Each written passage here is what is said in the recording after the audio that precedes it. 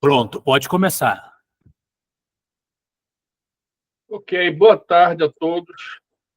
Obviamente, a primeira coisa a fazer é saudar todos os presentes na audiência física que possam aí estar na Academia Brasileira de Filosofia, além dos amigos que possam estar vendo pelo plano virtual. Não sei exatamente como é que está sendo o encaminhamento técnico, mas, de qualquer forma, minhas saudações, meus agradecimentos, não só aos espectadores, mas também aos patrocinadores e organizadores.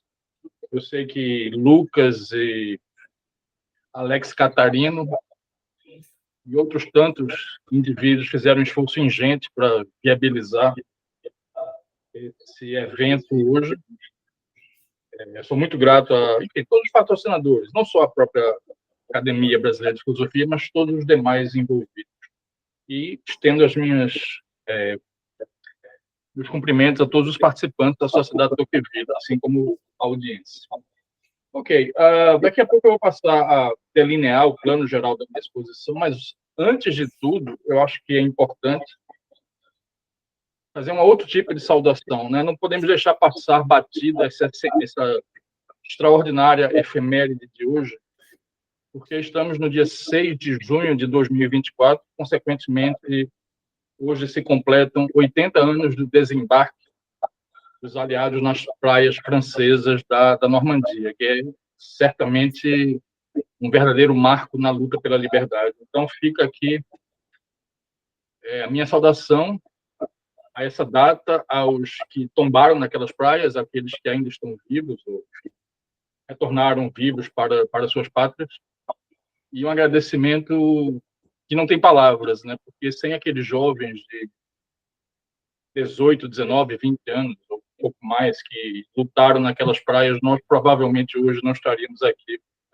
num evento que, de alguma maneira, celebra a liberdade. Nós somos beneficiários permanentes e eternos, assim permita Deus, do esforço daqueles jovens americanos, ingleses, canadenses e de outras tantas nacionalidades. Então, realmente não poderia deixar passar batida essa ocasião.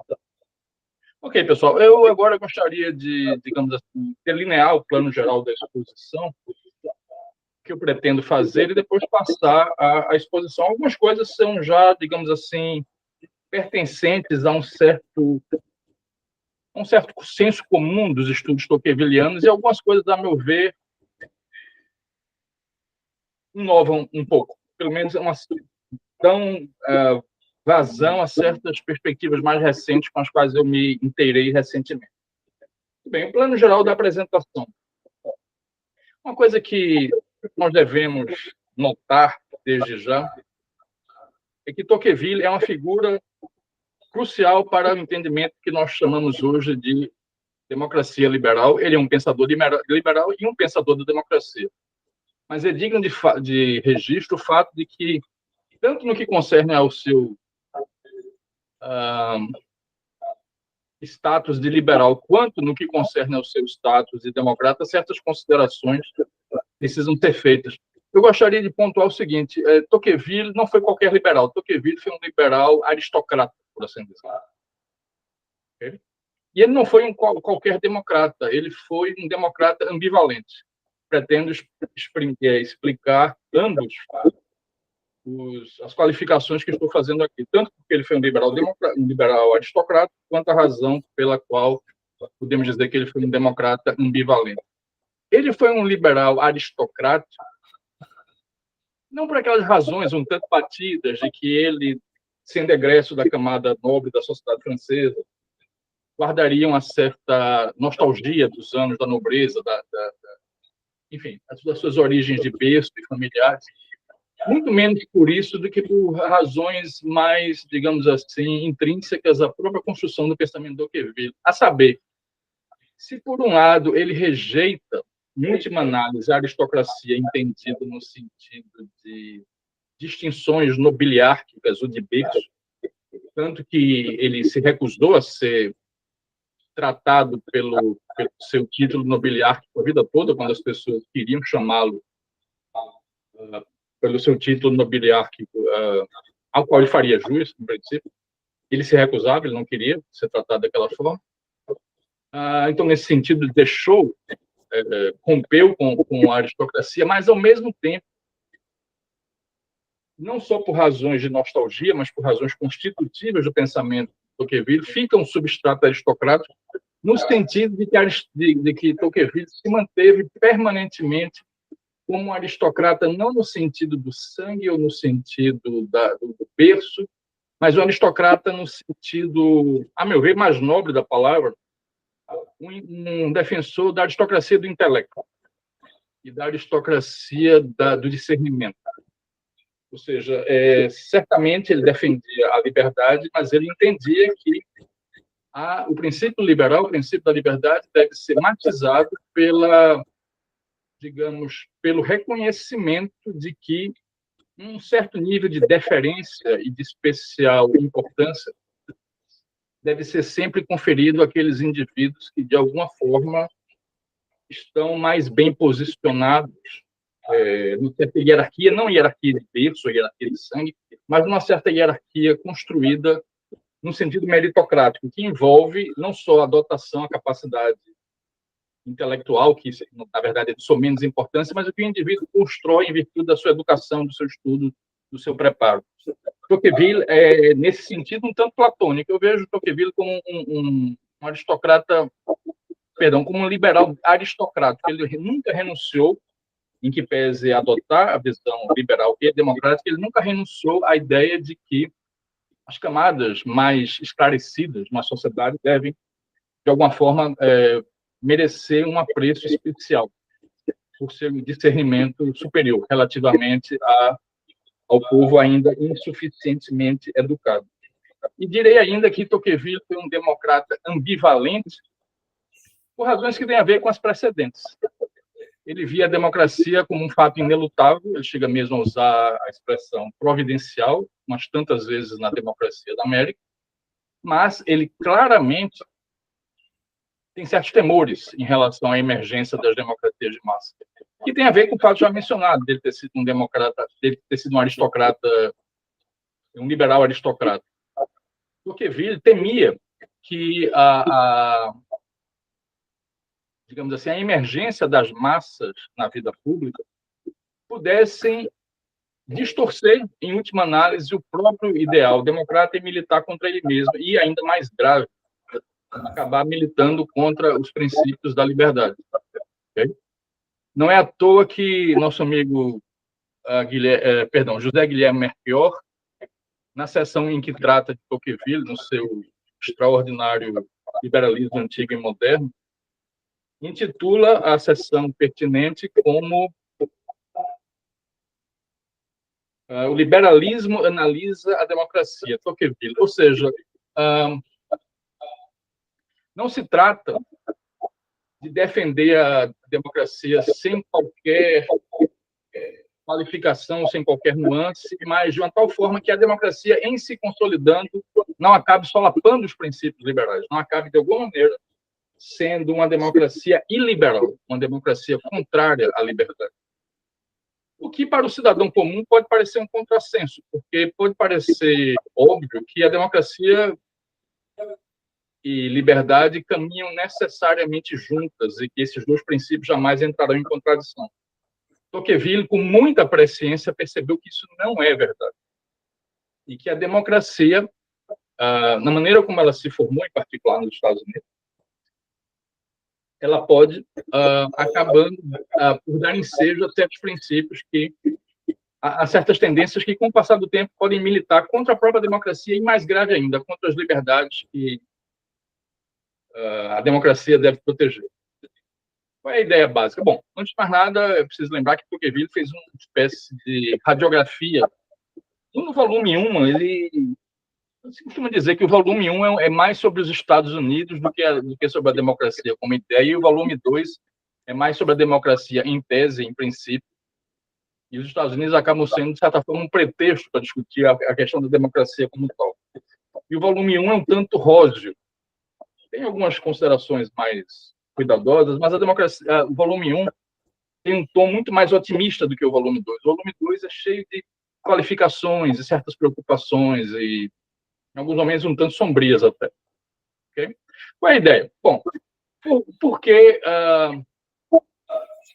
a democracia, não sendo tomados certos cuidados, poderia militar contra as liberdades ou contra o liberalismo. Aqui é preciso entender, digamos assim, porque a democracia deu certo nos Estados Unidos. Pelo menos mais certo do que em qualquer outro país do mundo naquela época.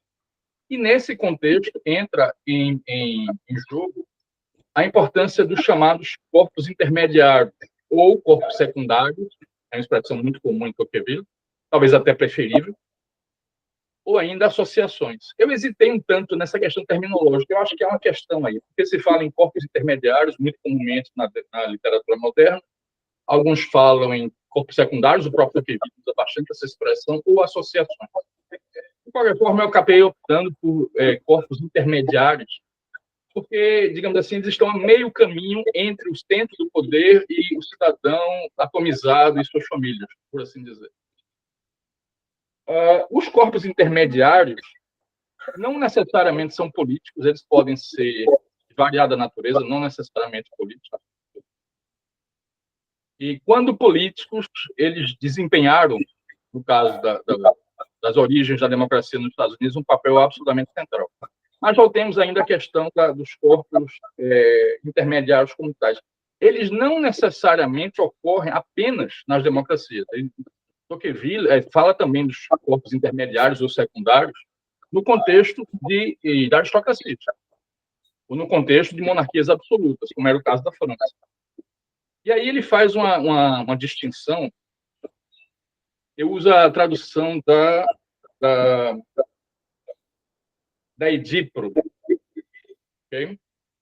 E eu gostaria de chamar a atenção dos senhores para um parágrafo inteiro na página 241, que deixa claro que os corpos intermediários ou secundários, como ele vai chamar aqui, estão presentes tanto nas democracias quanto nas aristocracias, mas que, digamos assim, nas democracias eles devem assumir uma certa conformação particular. Muito bem, vamos lá. Expressarei aqui um pensamento que lembrará o que afirmei em outro lugar, ou seja, ele já havia escrito num artigo famoso que ele escreveu a pedido de John Stuart Mill sobre a questão da França, e depois escreveria o Antigo Regime e a Revolução. Expressaria aqui um pensamento que lembrará o que afirmei em outro lugar a respeito das liberdades comunais. 2 pontos. Não há país em que as associações que sejam mais necessárias para impedir o despotismo dos partidos ou a arbitrariedade do príncipe do que aquele em que o Estado social é democrático. Nas nações aristocráticas, os corpos secundários formam associações naturais, formadas organicamente, por assim dizer, que impedem os abusos de poder. Nos países em que tais associações não existem, aqui ele tem claramente em mente a nobreza francesa, né? Como seria o exemplo por excelência disso. Nos países em que tais associações não existem, se os particulares não podem criar artificial e momentaneamente alguma coisa que se assemelhe a elas, não percebo mais barreira alguma a nenhum tipo de tirania. E um grande povo pode ser oprimido impunemente por um punhado de facciosos ou por um só homem, mesmo no âmbito de uma democracia. A democracia pode se tornar nominalmente, digamos, respeitante das maiorias, mas opressiva dos dissidentes e daqueles que esposam visões minoritárias. A famosa tirania da maioria, para usar uma expressão clássica que ocorre tanto em Tocqueville quanto em John Stuart Mill. Muito bem. No caso da França, é bem sabido que Tocqueville, e isso fica claro no outro livro fabuloso dele, que é O Antigo Regime e a Revolução. No caso da França, fica claro que a nobreza havia parado de atuar efetivamente de modo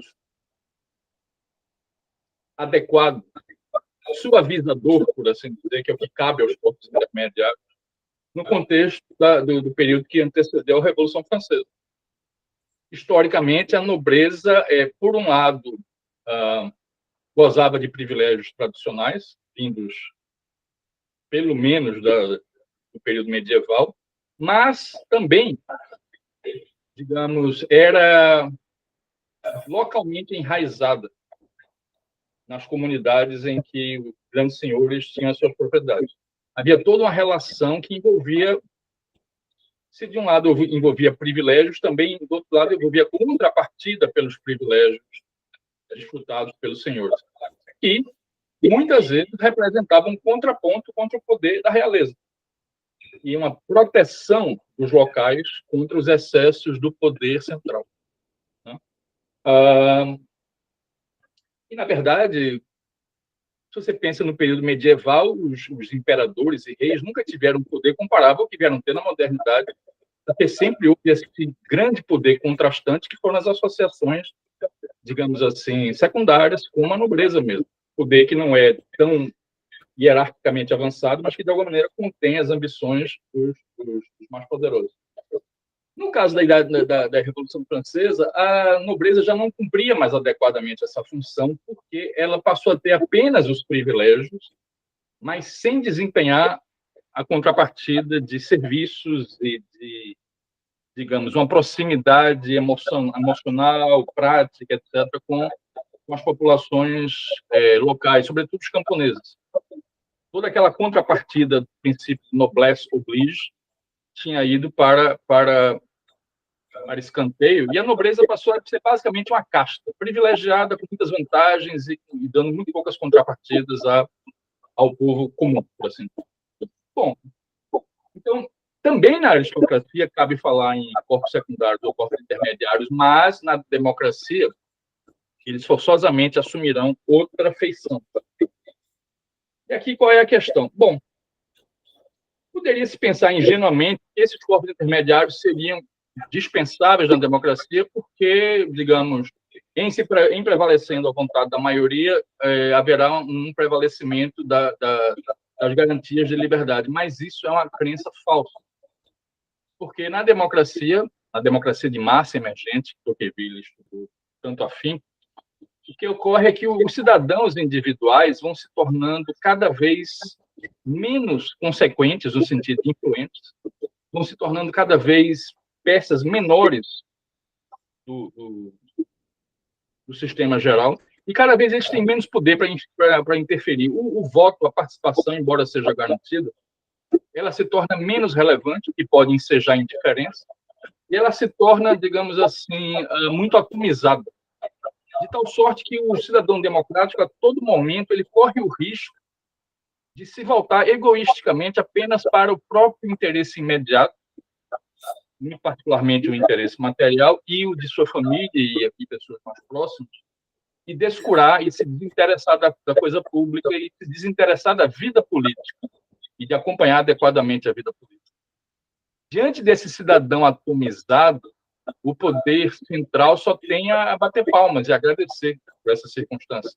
Porque se cria todo um contexto em que o poder atomizado, embora democraticamente eleito, pode exercer seus poderes apelando para a sanção da maioria, mas de uma maneira que muita frequência pode, digamos, oprimir os particulares que, exatamente em virtude de estarem atomizados e dispersos, não poderão fazer frente a esse poder central.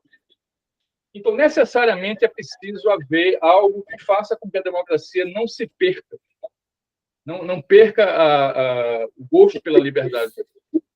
Isso forçosamente requer que haja certas instâncias intermediárias, e Tocqueville menciona os corpos secundários nesse contexto.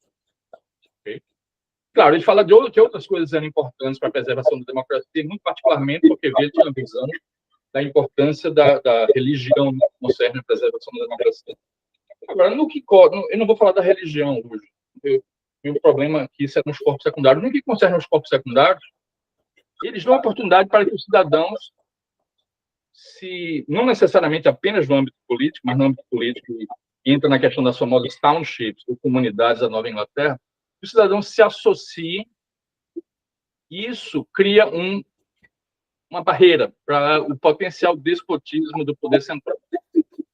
Okay? Uma barreira absolutamente vital, sob a pena de que, sem ela, os cidadãos atomizados serão engolidos pela máquina burocrática estatal centralizada. Como é que isso funciona? Bom, os corpos secundários cumprem várias funções do pensamento Tocqueville, alguns muito, digamos assim, óbvias, algumas muito óbvias no próprio texto e outras que fazem, eu diria, pontes, para usar uma expressão muito comum hoje em dia, com preocupações mais recentes. Vou listar algumas das funções dos corpos intermediários, no entender de Tocqueville. Os corpos intermediários servem para educar o cidadão. O cidadão, no seu âmbito adequado, vai se educar para a democracia. E aqui eu vou retroceder um pouquinho e citar outra passagem absolutamente vital na democracia na América, e citada em todo um texto brilhante do professor Arthur Goldhammer, que escreveu um texto chamado The Democracy of the Spectacle, em 2017, para o The Tocqueville Review, em que ele chama atenção para essa passagem. O texto dele é em inglês, mas eu achei a parte, enfim, a tradução portuguesa do texto, e vou ler para os amigos aqui. Deixa eu localizar. Meu Deus do céu, será que eu perdi? Espero que não.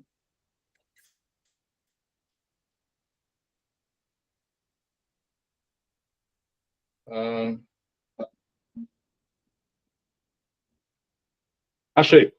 Ok, aqui na tradução de Edi, para a página 70. Vou ler um parágrafo de umas 10 linhas, mais ou menos. E lembrando que a Nova Inglaterra foi, no entender de Tocqueville, a incubadora, do que viria a ser o experimento democrático americano. Diz o nosso autor: o habitante da Nova Inglaterra apega-se à sua comunidade porque ela é forte, independente, interessa-se por ela porque contribui para dirigi-la, ele mesmo, cidadão. Ama-a porque não tem nada de que se queixar de sua sorte. Coloca nela sua ambição e seu futuro. Envolve-se com cada um dos incidentes da vida comunal. Ou seja, ele é altamente participativo. Nessa esfera restrita, vamos colocar um itálico em restrita, itálico meu, não de Tocqueville, e do autor Goldhammer, o comentador, que está ao seu alcance. Nessa esfera restrita que está ao seu alcance, exercita-se em governar a sociedade. Habitua-se às formas sem as quais a liberdade só atua por meio das revoluções. Impregna-se do espírito delas, toma gosto pela ordem, compreende a harmonia dos poderes e reúne, por fim, ideias claras e práticas sobre a natureza de seus deveres, bem como sobre a extensão de seus direitos. Ou seja, nos seus limites, a participação democrática nesse tipo de corpo intermediário, que eram as townships, as comunas da Nova Inglaterra, representa uma educação democrática. Uma educação para a liberdade, mas é preciso não perder de conta o adjetivo restritas. Pode parecer um tanto antipático para os rousseauianos, mas, na verdade, é fundamental para compreender o que Tocqueville realisticamente pensava sobre a democracia. Mas prossigamos. Nesse contexto das comunas, o cidadão pode se educar, ele aprende a se preocupar com a coisa pública, ele sai do seu círculo de preocupações egoístas, é uma instância em que ele pode desenvolver sentimentos de empatia pelos seus concidadãos, de solidariedade, ele se evita a atomização frente ao poder todo-poderoso das instâncias centrais, do poder central, e serve de barreira a esse poder central. Tudo isso é bem conhecido entre os intérpretes que eu vi Tocqueville. Né? Mas eu pretendo trazer alguns realces que talvez não sejam tão comuns. Além disso, como se costuma dizer, ele, tendo esse conhecimento de como o interesse público está envolvido, ele desenvolve o assim chamado interesse próprio bem compreendido. O interesse próprio que, de alguma maneira, traz encapsulado em si uma justa apreciação pelo interesse comum. Então, não é um interesse puramente egoísta. Né? Muito bem. Agora, notem, e esse eu achei simplesmente brilhante no artigo do Hammer, como ele enfatiza a questão do esfera restrita, esse adjetivo, restrita. E, de certa forma, na verdade, faz sentido quando você considera a democracia na América. Ele é a favor da democracia, ele é a favor da participação, mas numa esfera restrita. Claro, ao voto, mas pensemos aqui nas esferas de deliberação entre os próprios cidadãos. Eles vivendo o poder, tomando decisões e se autogovernando de alguma maneira. Tocqueville via com bons olhos esse autogoverno. Ele acha que é importantíssimo para o que fez os Estados Unidos serem o que se tornaram. Certamente, mas, note-se, uma esfera restrita.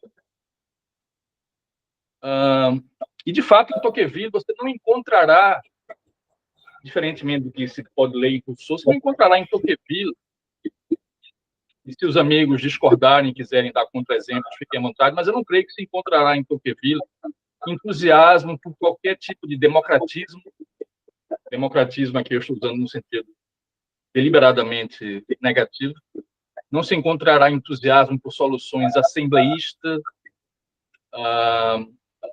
por soluções, enfim, plebiscitárias. Não se encontra nada disso em Tocqueville. Ou seja, ele não está dizendo que os cidadãos devem se autogovernar em todos os níveis, mas é vital que eles se autogovernem, que eles tenham uma participação ativa na política no nível que lhes é próprio e adequado. Na sua esfera restrita, ele desenvolverá toda essa gama de participação, mas é importante que essa esfera não se estenda além daquilo que é compatível com os limites do cidadão, tal como ele se situa na sociedade, porque ele não deve ir, por assim dizer, além das próprias tamancas, do seu próprio entendimento, da sua própria capacidade de compreender a questão da gestão pública, das decisões a serem feitas.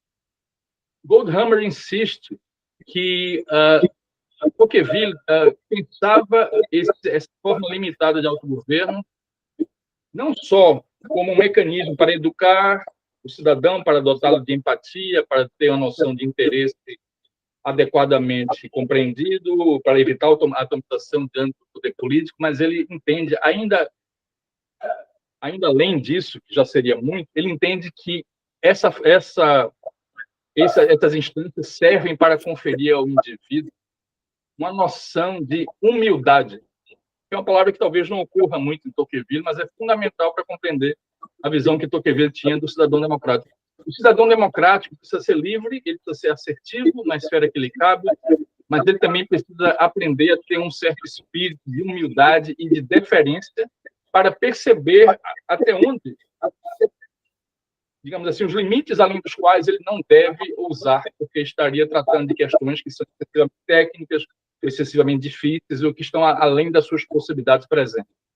Portanto, essa educação ensina o indivíduo, educa-o, torna-o cada vez mais capaz mas, ao mesmo tempo, ele se educa num espírito de moderação, num espírito de humildade, não humildade no sentido de humildade abjeta frente aos poderosos, mas humildade no sentido de entender que a política é algo complexo e difícil, e que as questões são técnicas e complexas, não tem nada de óbvio, e que, consequentemente, ele não deve ter uma visão excessivamente grandiosa das suas possibilidades enquanto cidadão democrático.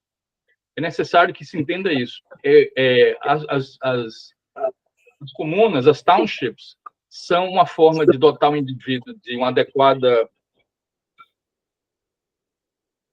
nível de orgulho na sua participação, mas também de um adequado nível de humildade diante dos seus limites. É toda uma dialética, por assim dizer, uma palavra que não se usa muito no contexto do Kipling, mas toda uma dialética que se estabelece. O cidadão adequadamente socializado nesses termos, ele entenderá que, como eu disse, a política não é fácil, que as soluções não são simples e, sobretudo, ele, digamos assim, terá uma visão de que as soluções utópicas, as soluções grandiosas, as soluções excessivamente ricas em promessas não são viáveis. Ele terá uma visão mais realista da política, em virtude mesmo de ele, na sua esfera restrita, praticar a política. Então, um cidadão adequadamente educado nesses termos, com certos limites, ele perceberá a dificuldade da política e, em razão de reconhecer os próprios limites, que se tornam óbvios para ele, também perceberá que é uma coisa difícil, que não será resolvida por um punhado de visionários ou de intelectuais iluminados que vão ter todas as soluções em algum manifesto, em algum programa de ação em 20 pontos, e enfim, todo aquele tipo de retórica comum à Revolução Francesa. Então, é uma escola de humildade também. Eu acho que, sem isso, não se entende adequadamente um aspecto vital de Tocqueville. Em sendo uma escola de humildade, é também uma escola de moderação e de razoabilidade e de autocontenção. Okay? Bom, com essa passagem, com essas considerações que vem do professor Goldhammer, eu estou colocando alguns elementos que, de certa forma, não são tão comuns nas análises de Tocqueville, mas que se relacionam a certas questões modernas. Tais como o indivíduo educado para a política, mas educado de uma forma que envolva humildade e deferência frente a pessoas que têm mais compreensão das questões técnicas, políticas, etc., e que percebe adequadamente que a política é difícil, ele terá menos gosto por soluções mirabolantes, utópicas, como eu já disse, certo? E, além disso, ele será imbuído de um espírito de moderação e de razoabilidade. Dificilmente um tal indivíduo cairá como, digamos, uma pobre vítima indefesa de demagogos, em geral, e de, enfim, todo o salvacionismo demagógico de populistas dos vários extremos da política, seja, enfim, de que matiz foram, as soluções fáceis, as soluções populistas, as soluções em que se pretende que algum indivíduo, dotado de boas intenções ou não, mas visto como iluminado, e de tal sorte que, em se elegendo aquele indivíduo, o país conhecerá a redenção. Todo esse tipo de ideia messiânica, populista, salvacionista, cai por terra para o indivíduo que aprenda a fazer a política nesses termos preconizados por Tocqueville. E por quê? Aí é importante salientar um aspecto central. As associações põem os indivíduos em relações, por assim dizer, horizontais. O indivíduo passa a lidar com seus iguais, ou iguais aproximados, em intelecto, em capacidade, em poder, etc. Nesse sentido, a relação dos iguais nas associações, nos corpos intermediários, é, de alguma maneira, análoga ao que ocorre no parlamento, pelo menos um parlamento adequadamente funcional. Certo? E no parlamento é que realmente se faz a política. Ou, pelo menos, é inconcebível a política sem o parlamento. Envolve negociação, envolve a capacidade de fazer acatar a divergência, saber lidar com a divergência, envolve a capacidade de transigir, envolve, evidentemente, a capacidade de buscar soluções de compromisso, todo um espírito de moderação que rechaça fortemente a ideia de que um iluminado, em sendo galgado ao poder, seja de esquerda ou direita, extrema esquerda, extrema direita, trará as soluções que nós tanto desejamos. Porque não é assim que a política funciona, não é assim que a boa política pode se realizar. Eu costumo dizer que meu ideal de política é a Europa do pós-guerra. Quando, depois de vencida toda aquela exaustão absoluta que foi a Segunda Guerra Mundial, existe uma negativa peremptória a todo tipo de política da irrazoabilidade, política da insensatez, venha de qualquer extremo que for. A política da Europa, pelo menos nos primeiros 30 anos, depois, enfim, já no fim dos anos 60, com o extremismo de grupos radicais de extrema esquerda, a coisa começou a desandar. Mas durante uns bons 30 anos, a política europeia foi, de certa forma, repetitiva, tediosa, extremamente moderada, sem eventos grandiosos, sem nada de outro mundo, e extremamente efetiva, no sentido de possibilitar realizações concretas, com concessões mútuas dos participantes, e com espírito de consecução do interesse público, de capacidade de transigir, negociar. A política é boa quando ela é tediosa, quando ela não promete grandes soluções. E quando as pessoas entendem que a política é difícil e, consequentemente, essas grandes soluções não funcionarão para começo de conversa. E tudo isso se aprende com a humildade e com o espírito de deferência, que não é digamos, a sujeição abjeta diante dos poderosos, mas a capacidade de reconhecer que o cidadão democrático tem certos limites. Ok, uma outra questão que eu gostaria de colocar é o seguinte: é sempre um pouco anacrônico fazer essas conexões, mas a gente pode se colocar que tipo de teórico da democracia Tocqueville teria sido diante dos observadores modernos. Né? Para os nossos olhos, quando se pensa na teoria democrática mais recente, que tipo de teórico democrático Tocqueville teria sido? Me parece bastante óbvio que Tocqueville teria tido uma simpatia pelo Estado mínimo. Me parece bastante óbvio, isso, evidentemente não teria condição de parar aqui para citar vários exemplos, mas me parece bastante óbvio que Tocqueville não é entusiasta, até porque o princípio federalismo, localismo é muito presente na obra de Tocqueville. Me parece bastante óbvio que ele queria uma grande dispersão do poder e que o Estado Central não fosse excessivamente poderoso. Isso me parece assente, não vejo muito como se discordar disso. Uma outra questão que surge é a questão entre maximalismo democrático e minimalismo democrático. Me parece, embora, enfim, Tocqueville não é tão expresso quanto a isso, que ele hoje teria simpatia pelo chamado minimalismo.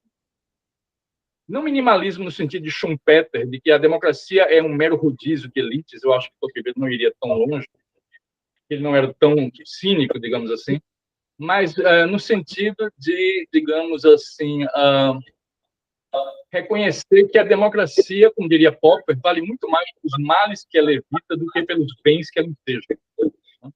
Se trata, antes de tudo, de evitar as soluções ruins, as soluções péssimas, que não são soluções, com o máximo de vigor e intensidade que seja possível.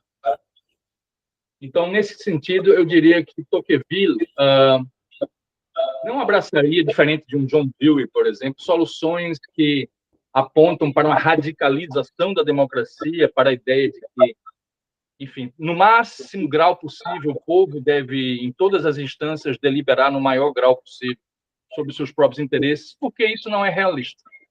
Não é compatível com as limitações do cidadão democrático e com o espírito de deferência e humildade que ele deve ter, sem prejuízo de se manter um cidadão democrático e se opor tenazmente a qualquer tipo de abuso, e qualquer tipo de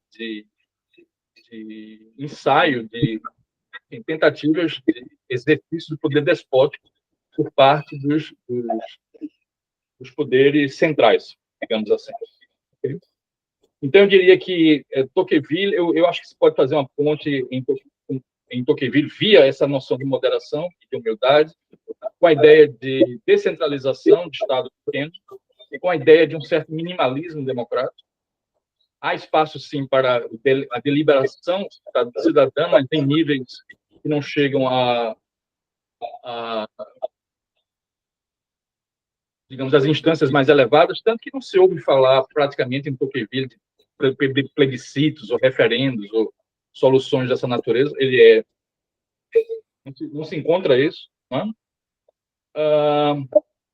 É uma democracia defensiva, no sentido de evitar a atomização e, consequentemente, por meio desses grupos, se evita a queda depois do despotismo. Mas, e aqui eu vou caminhar para o último aspecto da minha fala, é um tipo de associação que milita contra o espírito de polarização e contra a exacerbação das paixões políticas. Por quê? Porque quando o indivíduo faz a política, no nível modesto que seja, mas quando o indivíduo faz a política e se relaciona com seus iguais, ou iguais aproximados, em fortuna, em saber e assim por diante, não simplesmente para trocar opiniões sobre questões diversas, mas para realmente, juntos, se empenharem na consecução de objetivos concretos, por exemplo, enfim, tratar das escolas, das crianças e outras tantas coisas das quais Tocqueville dá exemplo, os indivíduos, em nome do bem comum, podem, digamos assim, deixar de lado as paixões ideológicas. Na medida, ou pelo menos é muito mais viável isso quando se trata de coligar esforços em nome da obtenção de um bem comum. O cidadão que tem as suas atividades bastante intensas, mas nessa esfera mais reduzida, e em nome de algo que pode ser entendido como bem comum para todos, não interessando se o pai é de esquerda, de direita, enfim, as pessoas querem escolas boas para os seus filhos, há toda uma série de coisas que não necessariamente são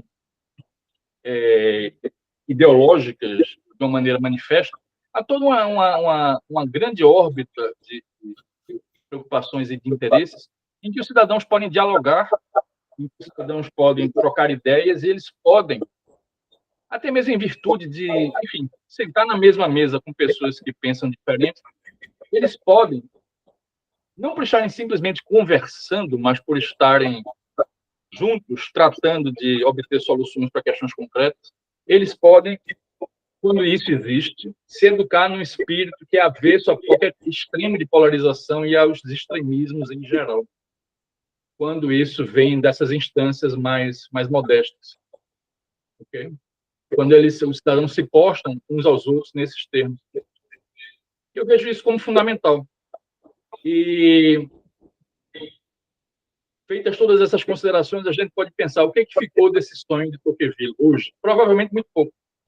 Mas seria, para a própria vitalidade da democracia, seria interessante que essa ideia de corpos intermediários entendidos com essas reservas que eu mencionei aqui, que envolvem uma certa limitação, o cultivo da humildade, da deferência, assim por diante, esses corpos são fundamentais, não só pelas razões que Tocqueville elenca na Democracia na América, mas também para cultivar uma postura mais moderada, menos apta a levar os indivíduos a caírem em excessos de paixões políticas e polarização e torná-los mais aptos ao diálogo e a soluções de compromisso.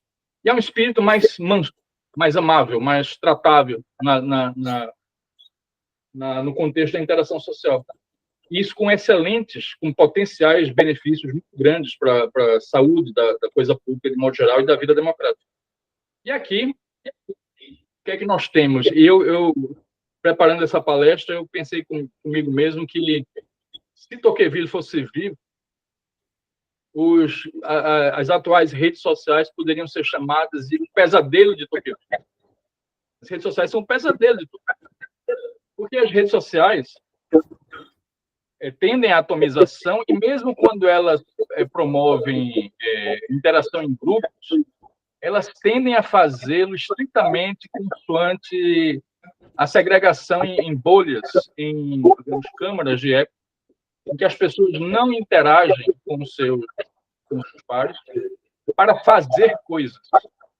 Existe toda uma literatura sobre polarização e moderação. Você poderia citar Robert Calice, por exemplo, um americano, e outros tantos, que existe um consenso de que, quando o cidadão se limita a conversar, a tratar apenas com os seus,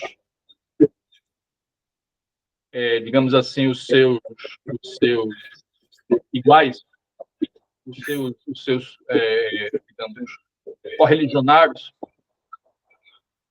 em vez de se promover uma média das opiniões, uma moderação das opiniões, existe toda uma teoria que sustenta, isso é fartamente documentado empiricamente, que, na verdade, esses grupos se radicalizam como um todo.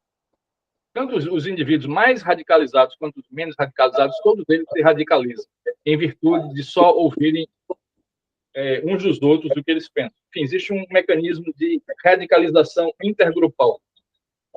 E isso é calamitoso. Okay? Por que calamitoso? Porque essa exacerbação das paixões por si é algo de bastante lamentável e torna a política virtualmente impossível. Porque as pessoas estão ocupadas apenas em bater armas, enfim, e elas... Não existe deliberação propriamente, existe troca de opiniões e muitas vezes de insultos com quem é de fora. Não existe deliberação, não existe interlocução genuína. E não pode haver, digamos, combate a essa exacerbação das paixões políticas se os indivíduos não saírem de suas bolhas, não saírem das suas zonas de conforto. Alguém poderia dizer que isso é irrealista, mas na medida em que as pessoas se associem não simplesmente para trocar opiniões, mas em nome de realizar objetivos compartilhados, que são não necessariamente muito prenhes em ideologia, muito especialmente as questões que ocorrem em nível local, quando se trata de fazer coisas juntas e não simplesmente de conversar e fazê-las presencialmente em instâncias variadas, em nível local, as pessoas tenderão a cultivar um espírito de maior moderação. E não é só isso. E aqui entra o finzinho do título, né? Tocqueville contra a política do espetáculo. Na medida em que essas pessoas entram em relações, como eu disse antes, horizontais, que se assemelham às relações entre os parlamentares, num parlamento funcional, um parlamento adequado, não um parlamento brasileiro, evidentemente, mas um parlamento tocqueviliano, o miliano, em que existe um genuíno debate. Quando as pessoas estão empenhadas em construir, em fazer coisas, não meramente em, digamos, debater no sentido de fazer vencer as suas posições, quando as pessoas se reúnem para promover agendas construtivas que possam transcender a ideologia, não necessariamente associações políticas, pode ser associações de canhotos, as coisas mais variadas. Quando as pessoas se reúnem em nome do bem comum, elas terão a tendência de moderar as suas paixões políticas e deixar um tanto de lado o espírito de radicalização excessiva e, sobretudo, o espírito de extremismo.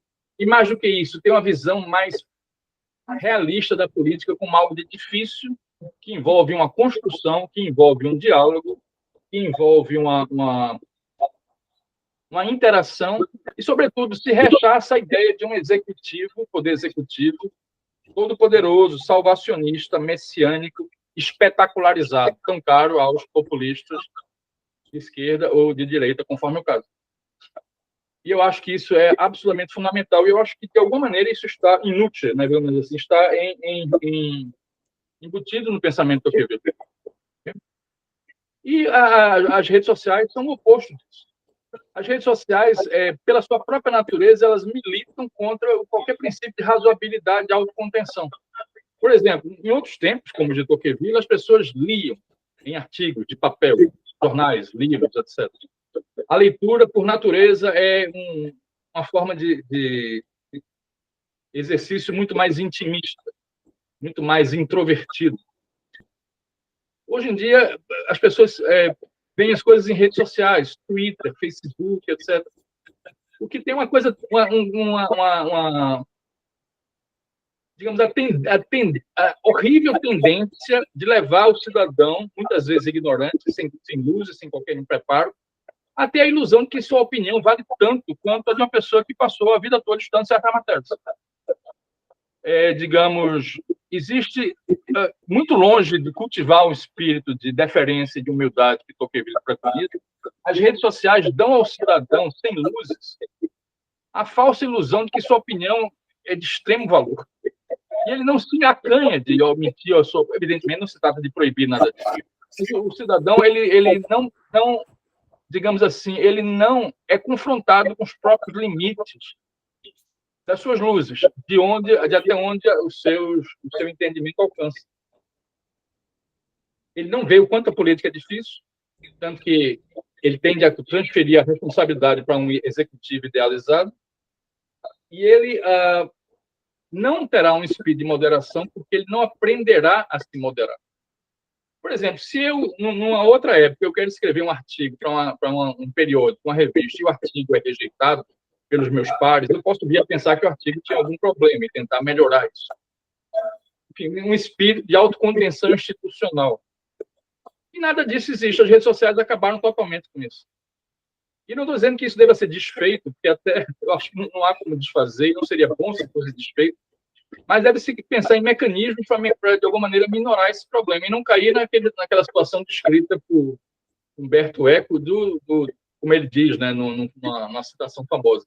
Os imbecis tomaram conta das redes sociais e o que eles antes diziam de maneira inócua nas mesas de bar, agora vão para toda parte. Sem que o indivíduo tenha conta das próprias limitações. Porque ele não é ensinado.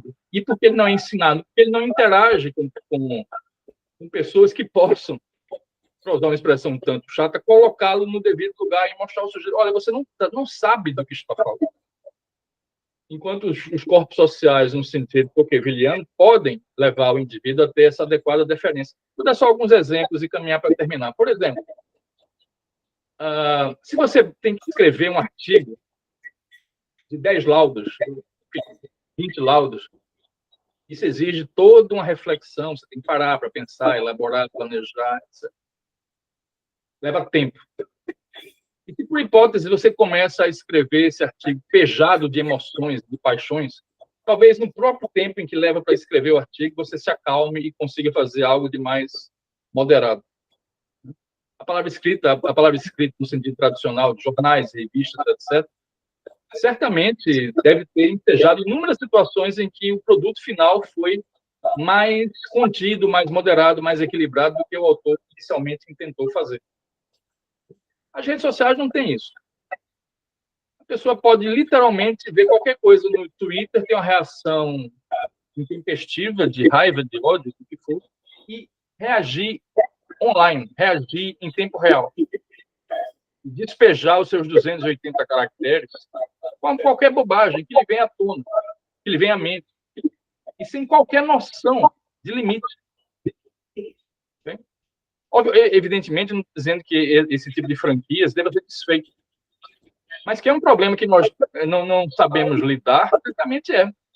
E se cria toda essa sociedade de espetacularização, de, digamos, qualquer perda de noção de razoabilidade. Isso favorece a polarização, isso favorece o culto de uma política populista e salvacionista, porque os indivíduos não interagem mais da maneira adequada, que é deliberando na medida em que a sua deliberação se situe num contexto compatível com as suas luzes presentes, intelectualmente e culturalmente falando. Não que essas luzes não possam ser ampliadas.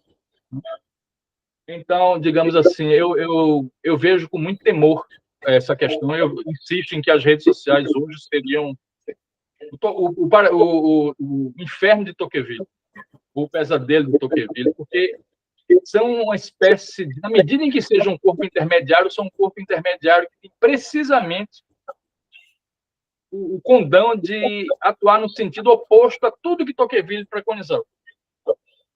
No sentido de, digamos, o cidadão se dar conta dos próprios limites e exercer o seu poder numa esfera que lhe é adequada e perceber o quanto a política é difícil e, consequentemente, rejeitar soluções salvacionistas, messiânicas, de hipervalorizar um executivo todo-poderoso e assim por diante. Bom, eu creio que era isso que eu gostaria de dizer, meus caros amigos. E se houver tempo para perguntas, colocações, eu estou inteiro dispor. Agradecendo uma vez mais por essa lisonjeira ocasião, dessa possibilidade de estar aqui tratando dessas questões com os senhores. Muitíssimo obrigado a todos, em particular a você, Lucas.